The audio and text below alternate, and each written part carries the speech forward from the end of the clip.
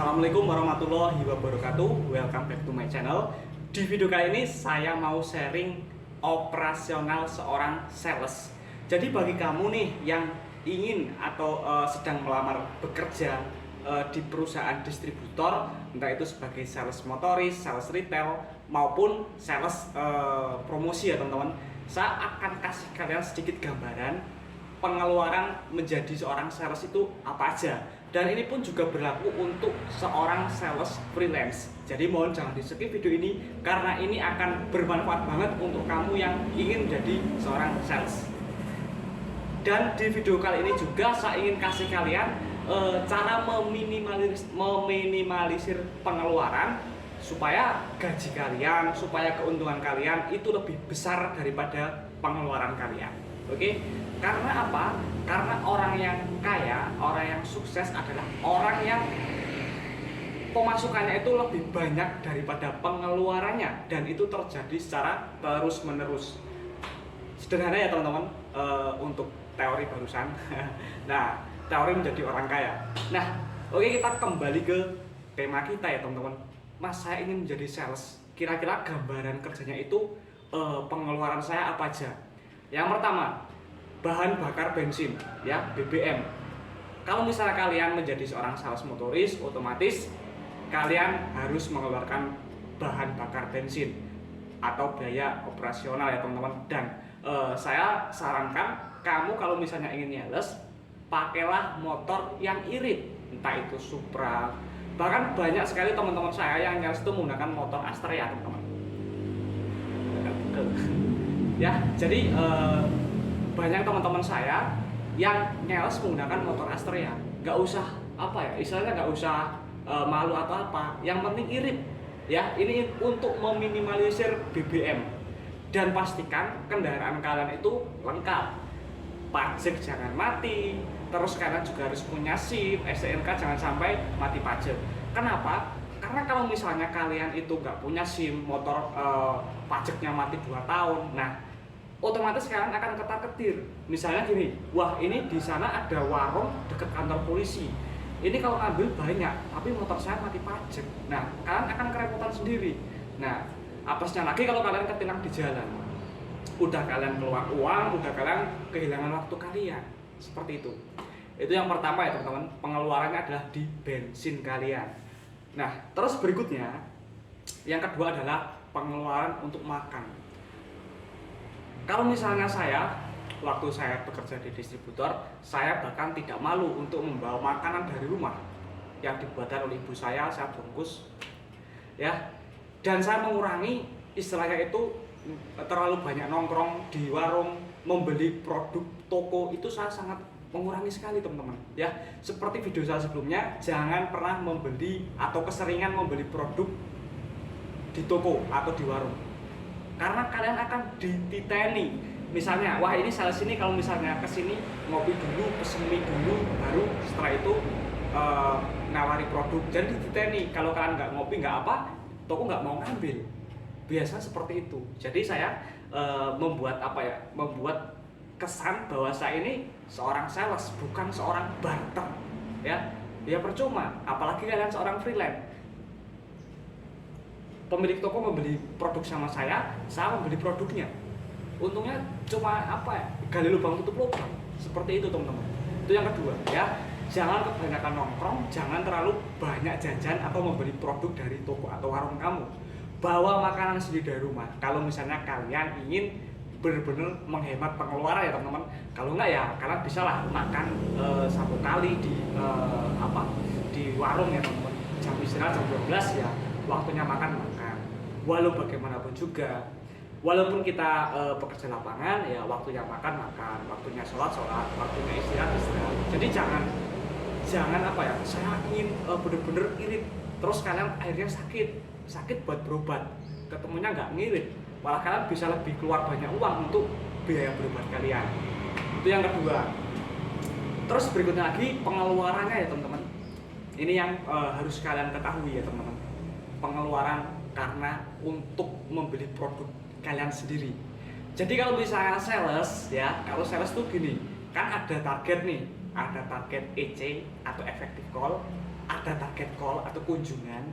Biasanya sih kunjungan itu ditarget 40 kunjungan dalam satu hari, dan target EC atau effective call yang artinya adalah toko yang membeli produk kalian minimal harus 20 sampai 25 toko. Biasanya nih, wah ini saya baru dapat 23 toko, kurang 2 toko lagi. Apa yang harus saya lakukan? Nah, kalau misalnya saya sering sekali dulu ya teman-teman, saya sering sekali membeli produk saya sendiri. Jadi saya beli, saya taruh di jok motor. Nah, saya buang pagi harinya, saya jual di pagi harinya. Seperti itu. Jadi harus siap dengan hal-hal seperti itu teman-teman. Tapi itu juga jangan keseringan, karena itu akan merepotkan kalian sendiri. Terus berikutnya, pengeluaran seorang sales itu adalah untuk rokok. Nah, tapi kalau misalnya rokok ini ya teman-teman, kalau misalnya kalian kerja di distributor rokok, kalian akan mendapatkan jatah sampel, kan lumayan, rokok gratis ya kan. Nah, tapi kalau misalnya kalian nggak rokok, itu lebih bagus lagi, karena itu akan benar-benar menghemat biaya operasional kalian. Wah, kalau misalnya seorang perokok kok jadi sales, wah itu sehari bisa habis 2 bungkus. Seperti saya waktu jadi sales distributor, itu sehari bisa 2 bungkus teman-teman. Oke, berikutnya lagi biaya pengeluaran atau operasional seorang sales. Terkadang gini, saya berani kasih pembayaran tempo ke warung-warung atau toko tertentu. Kadang kan ada nih toko yang nggak mau cash. Lu mas, ini produk baru mas, masa di cash, kasih tempo lah. Nanti kalau misalnya laku minggu depan saya mau lah sistem cash. Otomatis kan saya kasih tempo. Nah, saya kan modal sendiri itu. Saya setoran sama distributornya adalah dengan uang saya sendiri terlebih dahulu. Ya, jadi sales pun juga harus punya modal serep. Nah, berikutnya lagi, pengeluaran seorang sales adalah karena untuk jual rugi. Nah, tapi sebenarnya ini sangat-sangat tidak diperbolehkan. Tapi terkadang ya teman-teman, kalau misalnya toko yang pengambilannya banyak ya, warung atau toko retail yang pengambilannya banyak, memang saya potong harganya. Saya masukkan ke harga yang semi grosir. Jadi harga tengah teman-teman, harga WS. Dan itu pun ada beberapa distributor yang bisa mengklaim saya daftarkan menjadi toko semi grosir. Tapi terkadang, ini masuknya, ini mas, ini warung retail, harganya nggak bisa dibikin semi grosir. Ya otomatis saya nombor. Saya rugi nggak? Ya rugi. Tapi kan saya jam kerjanya lebih efektif. Ya jelas saya sudah bilang, Pak ini tak buat semi grosir ya Pak. Nggak bisa mas, misalnya itu harga retail. Tapi karena pengambilannya banyak dan dia juga sudah sering belanja ke grosir, jadi tahu harga grosirnya, saya masukkan ke harga tengah, harga semi grosir. Seperti itu teman-teman. Jadi sales pengeluarannya itu banyak banget teman-teman di lapangan ya teman-teman. Belum lagi biaya yang nggak terduga, seperti ban bocor atau kendala lainnya lah, seperti itu ya teman-teman. Tapi apapun pekerjaannya, apapun usahanya, pasti ada yang namanya biaya pengeluaran, pasti ada rintangannya sendiri-sendiri. Itu adalah sharing saya mengenai gambaran kerja menjadi seorang sales itu seperti itu teman-teman. Maka dari itu yang harus kalian lakukan adalah kalian lakukan distribusi dengan benar, dengan rapat, mengcover areanya jangan loncat-loncat supaya bensinnya irit ya teman-teman. Pakai motor irit, mengcover areanya berurutan ya, sehingga bahan bakar bensin kalian itu benar-benar benar-benar digunakan untuk mengcover toko yang tepat. Hari ini kecamatan A, ya udah di situ terus. Jangan hari Senin lari ke area hari Selasa, lari ke hari Rabu, lari ke area temennya. Itu jangan sampai seperti itu.